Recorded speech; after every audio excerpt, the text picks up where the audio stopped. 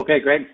Well, first off, Adam, thank you so much. It's a pleasure to join you and Adam, Alex, and Bill today.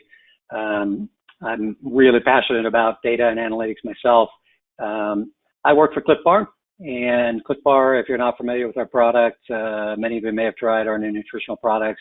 We have a few different brands. Clif is the most common, but also Z Bar, our kids nutrition-focused bar, as well as Luna, more geared around women's nutrition needs. We are a privately held company located in the San Francisco Bay Area. First and foremost, Clif Bar is a 5 aspirations company. That makes the culture unique, that makes the challenges and the opportunities unique. But as an employee and a family-owned operation, we have the freedom to really pursue that. We call it 5 bottom lines. It's not just about business, it's about sustaining our people, sustaining our community, sustaining our planet, as well as our brand and our business. That makes it a pretty exciting place to work. Just a little background about myself. I started my career on Wall Street as an intern. I took a gap year before college. That quickly turned into a software career. That's a fascinating, strange story, but that led me to Silicon Valley as I pursued a software career. Had a chance to start my own company. It was a web-based BI platform. So I've been around the analytics world almost since the beginning. After building that company, Clif Bar was actually one of our first customers. I had a chance to sell that. That became a part of Microsoft and closely associated with Microsoft technologies since that day. After taking some time off to go back and do what I always wanted to do, which was get my college degree, I then looked for the next step, and Clif Bar, who had been a customer and a close association, even after selling that company, asked me to come in and take on my current role. I expected to stay for a year or two and learn as much as possible about this aspirational way of doing business. And 6 years later, I have not looked back. It's been an exciting journey. And I think journey is the way to categorize both my personal and our organization experience with respect to becoming a data-driven organization. It's been exciting since day one, but it has constantly gone through iterations and evolved each step of the way. So with that, I'll jump into the next slide, Adam, and then talk a little bit about our journey. So Clif Bar, as an organization, when I first joined, had already made the decision to use the Preferred Strategies QuickLaunch product, but it hadn't yet been implemented. So I can't take credit for making that decision, but I've certainly enjoyed the fruits of it since. That became the foundation of everything we've done since. We had some pretty significant challenges. We couldn't get to data in a standardized way. There was no single source of information. We had disparate data sources everywhere, not just our ERP environment, which is, as you'd expect, E1. But we also had a lot of lack of adoption and different tools that really complicated matters. And we ended up with decisions that were far too slow to be made, but more importantly, different answers to the same question across the organization. So we took an approach to really build out a long-term plan, one that standardized, one that really was embraced across the organization, and one that would really be built for the future.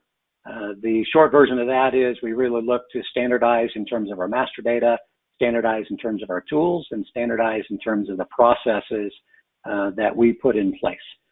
We started with our ERP environment, the most critical information for us, both from a financial perspective, from a shipments perspective, from a traceability standpoint as a food company. But since then, we've expanded that. We currently have over 35 major data sources that we're leveraging, and including in that same enterprise data warehouse environment. We're continuing to evolve, so our maturity, I would say, is still just emerging from the descriptive phase, really trying to reach the more advanced analytics phase and getting into more predictive analytics. But most importantly, we're trying to make sure at every step of the way we can clearly articulate the value that we're bringing to the organization. That really has been the starting point for us. What value can we bring? How does it differentiate us? And how can we quantify it? So I'll stop there. That's a quick overview of both myself and our journey at Clif Bar over the last 6 years.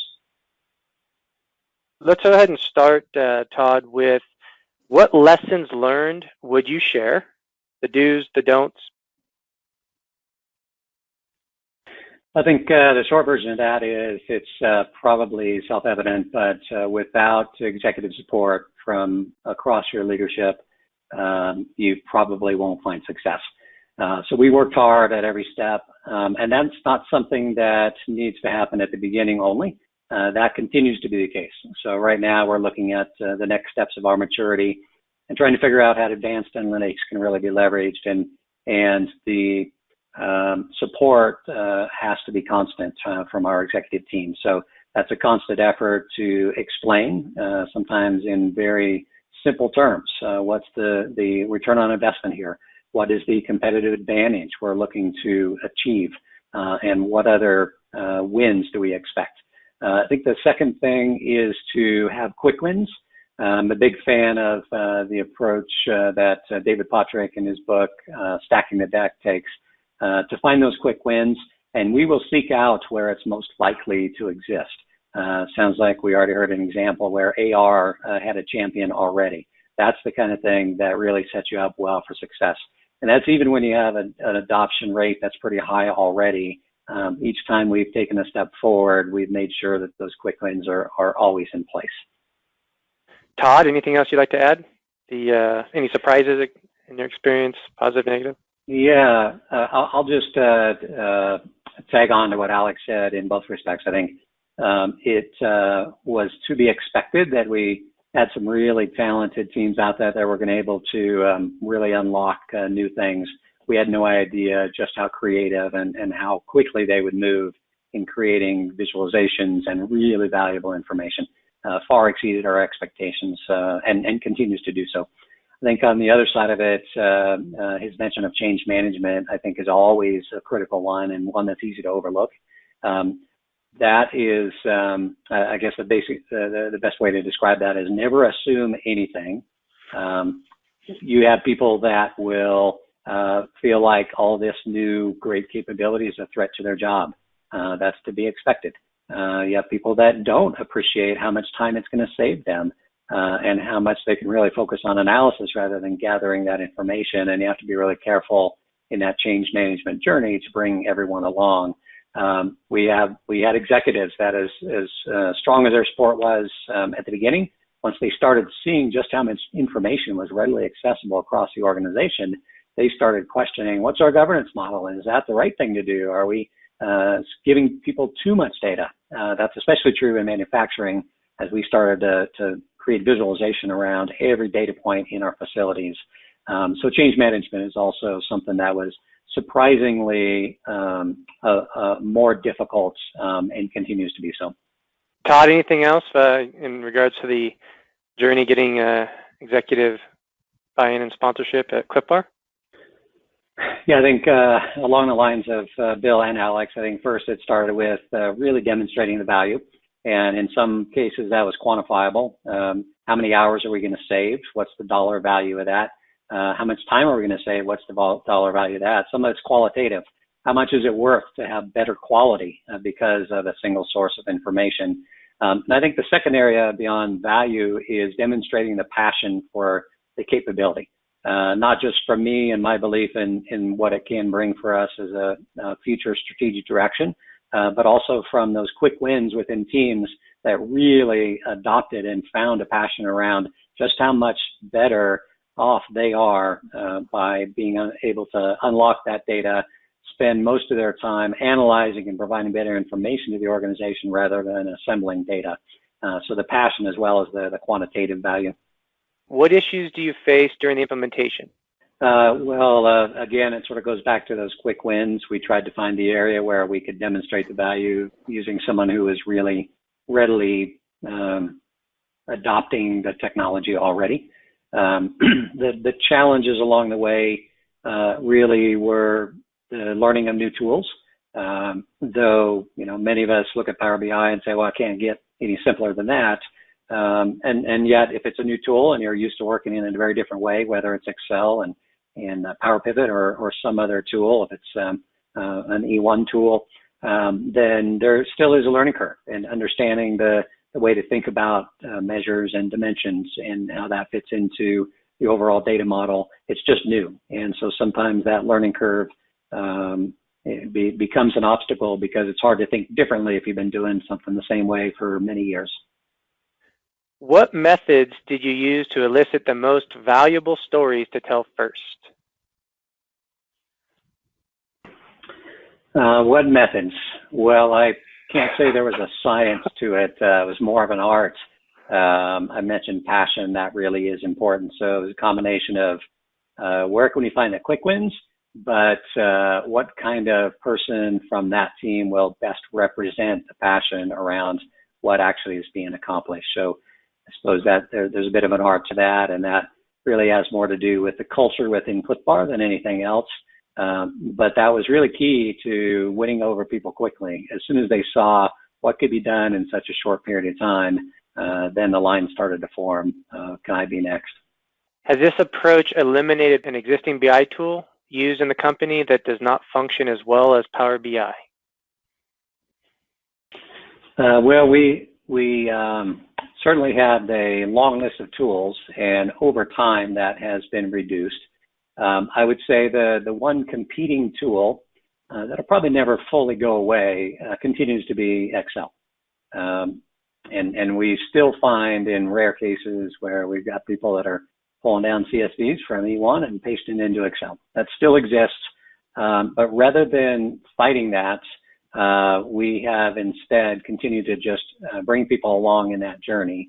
So a number of the other tools that had previously existed, some of them within E1, some of them bolt-ons to E1, they've pretty much disappeared. With respect to some of the more cumbersome ways of accessing data like Excel, that still exists to a certain extent, but that is slowly disappearing, especially as we see our centers of expertise bringing the rest of their team along for the journey. If you're sitting in a team meeting and somebody's able to pull up Power Pivot and get to the information immediately, then it doesn't take long before everybody else follows along. How much time was necessary up front for cleansing the data to make sure information was accurate report? Yeah, I couldn't agree more. It is a chicken or egg. And the approach we took was not to try to solve for all of our master data problems right out of the gate. In fact, we've still got a ways to go. We first had to make that information available in an easy way. But then the next step for us was to really identify what's the most cross-functional area of master data that's going to benefit the entire organization. If it didn't meet that qualification, then it wasn't part of the 80-20. And so we went after the lowest hanging fruit first. We literally would ask 5 different people, how many brands do we have, and give 5 different answers. Now that's a thing of the past because we focused on the very valuable master data points, starting with our product data. But we've got a long ways to go, and that's okay. We've made such huge strides, but now people can see that information. They know where the issues lie and continue to tackle that one thing at a time. The more challenging thing with us was not the data itself, it was the decision-making process in a very collaborative organization. Nobody knew who owned which data points, and so once we got past that hurdle, then it all started to come together. What does the next phase of your journey entail? So the next phase is an extension of the additional data sources we built into our enterprise data warehouse. That's become very valuable as we're taking transactional data and mixing it with point of sale data, syndicated data, manufacturing data. So an extension of that, but also to begin to build capabilities internally that include advanced analytics. We've gotten really good at descriptive analytics. Now it's time for us to take that next big step, which is more more advanced analytics and predictive capability. Was there anything, Todd, that you feel that we didn't ask that we should have asked? The only thing I would add is it is a journey, not a destination, which makes it exciting, but you never quite get there because there's always something new that comes along.